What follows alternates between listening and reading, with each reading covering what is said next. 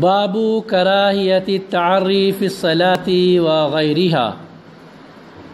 يقول الإمام بخاري رحمه الله حدثنا مطر بن الفضل قال حدثنا روح قال حدثنا زكريا بن إسحاق قال حدثنا عمرو بن دينار قال سمعت جابر بن عبد الله يحدث أن رسول الله صلى الله عليه وسلم كان ينقل معهم الحجارة للكعبة وعليه إزاره، فقال له العباس عمه يا ابن أخي لو حللت إزارك فجعلت على منكبيك دون الحجارة، قال فحله فجعله على منكبيه فسقط مغشيا عليه فما رؤي بعد ذلك عريانا صلی اللہ علیہ وسلم.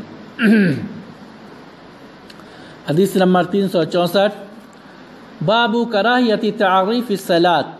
باب ہے نماز میں یا اس کے علاوہ میں ننگا ہونے کی کراہیت کے بارے میں، یعنی ننگا ہونا ناپسند ہے شریعت کی نگاہ میں.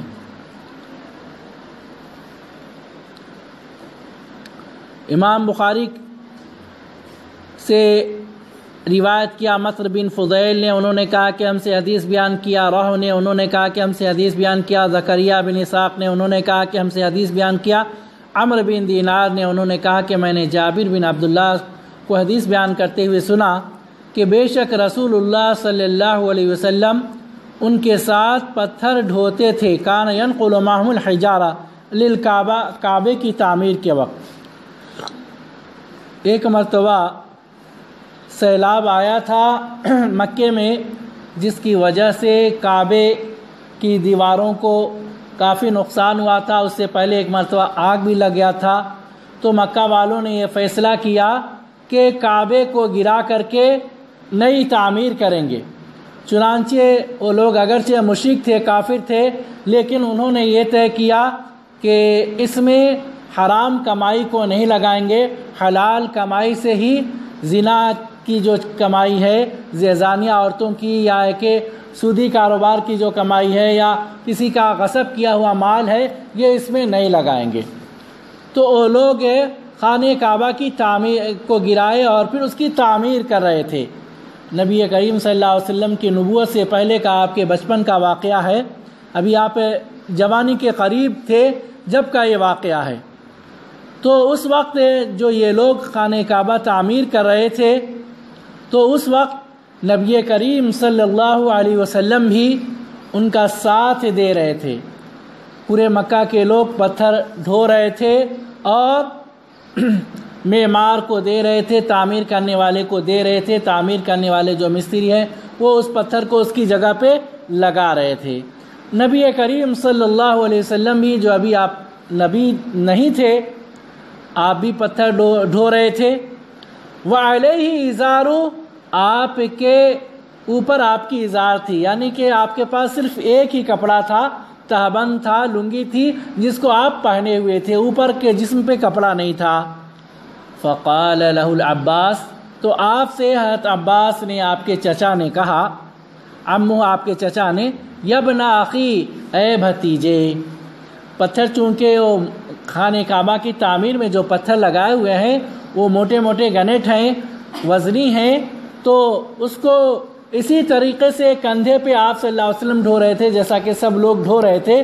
تو جس کی وجہ سے آپ کے کندھے چھل جا رہے تھے، آپ کے کندھے لال لال ہو جا رہے تھے اور اس میں سے خون نکلنے کا، چھلنے کا اندیشہ تھا. تو چچا تھے، بھتیجے کے اوپر رحم کرتے ہوئے کیا بولے، لو حللت ازارک، اے میرے بھتیجے تم اپنے ازار کو، لنگی کو کھول کر کے، فجعلت علی منکبک دون الحجارہ، رکھ لیتے پتھر کے نیچے، تو تمہارا کندھا نہیں چھلتا. یعنی کہ بھتیجے پہ رحم کرتے ہوئے انہوں نے یہ مشورہ دیا نبی کریم صلی اللہ علیہ وسلم کو کہ تم اپنی لنگی کو کھول لو اور کندھے کے اوپر رکھ لو، پھر اس کے اوپر پتھر لے کے جاؤ تاکہ تمہارا کندھا نہ چھلے. قال، راوی کہتے ہیں، فحلہ، نبی کریم صلی اللہ علیہ وسلم نے اپنے چچا کے مشورے کو قبول کر کے، اس وقت بچے تھے، آپ کو وہ نہیں تھا، چچا جو بول رہے ہیں آپ نے سن لیا، ان کے مشورے کو قبول کرتے ہوئے آپ نے اپنا لنگی کھولا اور اس کو کندھے پہ رکھ لیا. فجعلہ علی منکبہ، پتھر کے نیچے. فسقط مغشیا، ایسا کرنا تھا کہ فوراً آپ بے ہوش ہو کے گر پڑے. آپ پتھر پہنچا نہیں سکے.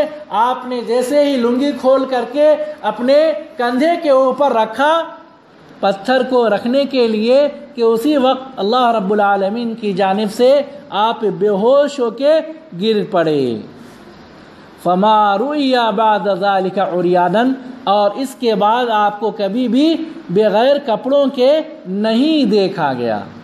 اللہ رب العالمین اپنے نبی کی حفاظت نبوت سے پہلے بھی کیا، یعنی کہ نبوت سے پہلے چچا کے کہنے پر آپ دوسرے لوگ، وہ معمول تھا عربوں کے نزدیک، مکہ والوں کے نزدیک بھی معمول تھا، بڑے بڑے لوگ بھی اس طرح بغیر کپڑے کے، وہ ایک ہی کپڑا تھا تو کپڑے کے نیچے رکھ کے ڈھو رہے تھے وہ پتھر.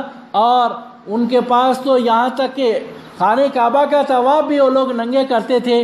جو لوگ دوسری جگہ کے آتے تھے اور ان کو قریش کا کپڑا نہیں ملتا تھا تو خانہ کعبہ کا طواف بھی بغیر کپڑوں کے کرتے تھے. یہاں تک کہ عورتیں بھی بغیر کپڑے کے طواف کرتی تھیں. تو ان کے معاشرے میں یہ کوئی عیب کی بات نہیں تھی. لیکن نبی کریم صلی اللہ علیہ وسلم کے لیے اللہ رب العالمین نے اس کو برداشت نہیں کیا، بلکہ فوراً آپ صلی اللہ علیہ وسلم بے ہوش ہو گئے اور گر پڑے. آپ دور آگے بھی نہیں جا سکے.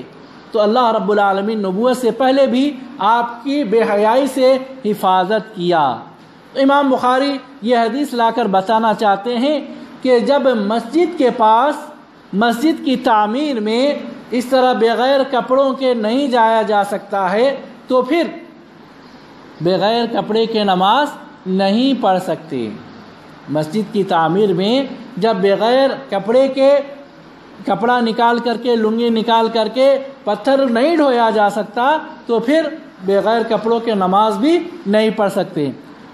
ابھی ہمارے بہت سارے بھائی فیشن بنا لیے ہیں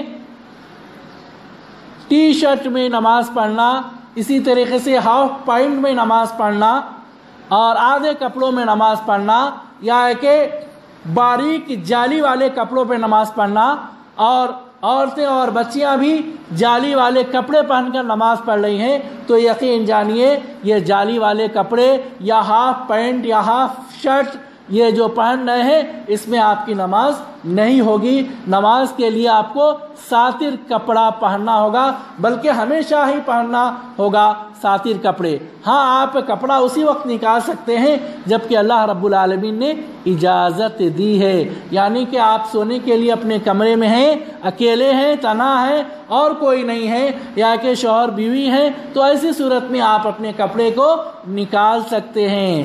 صبح کے وقت، صبح سے پہلے یعنی رات میں، اور دوپہر کے قیلولہ کے وقت میں، یہ وقتوں میں قرآن مجید میں اللہ رب العالمین نے رخصت دیا ہے کپڑے نکالنے کے لیے. لیکن کوئی باہر کپڑا نکال کر کے پھرے، اپنے کمرے سے باہر پھرے، یا کہ نماز پڑھتے وقت کپڑا نکال لے، یا آدھا سارا کپڑا پہنے ہوا ہے یا جالی کا کپڑا پہنے ہوا ہے، تو یقین جانیے اس پر نماز نہیں ہوگی. مکمل ساتر کپڑا پہننا ہے اور مکمل ساتر کپڑے پہن کر لوگوں میں آنا جانا ہے اور پھرنا ہے. اسی لیے نبی کریم صلی اللہ علیہ وسلم نے دوسری حدیث میں غسل کرتے وقت بھی باہر غسل کرنے سے منع کیا ہے.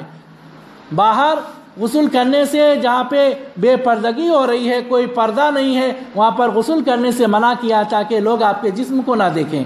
اگر آپ غسل کر رہے ہیں تو غسل خانے میں غسل کریں، غسل خانہ نہیں ہے تو پھر کپڑے کا پردہ ڈال لینا ہے اور وہاں غسل کرنا ہے. کچھ لوگ کیا کرتے ہیں، باہر ہینڈ پمپ پہ یا کہ نلوں پہ، عوامی جگہوں پہ غسل کرنا شروع کر دیتے ہیں. سب لوگ آتے جاتے ان کو دیکھتے ہیں. یہ درست نہیں ہے. پردے کے آڑ میں غسل کرنا ہے. پھر ضرورت کو جا رہے ہیں، لیٹرنگ کو جا رہے ہیں تو بھی پردے کے آڑ میں بیٹھنا ہے. اس طرح لوگوں کے سامنے نہیں بیٹھنا ہے. اللہ رب العالمین سے دعا ہے کہ العالمین ہم تمام کو بے حیائی سے بچا اور شرم و حیا کو اپنا زیور بنانے کی توفیق دے. جب تک دنیا میں رکھ، ایمان کی حالت میں رکھ، خاتمہ ایمان کی حالت فرما.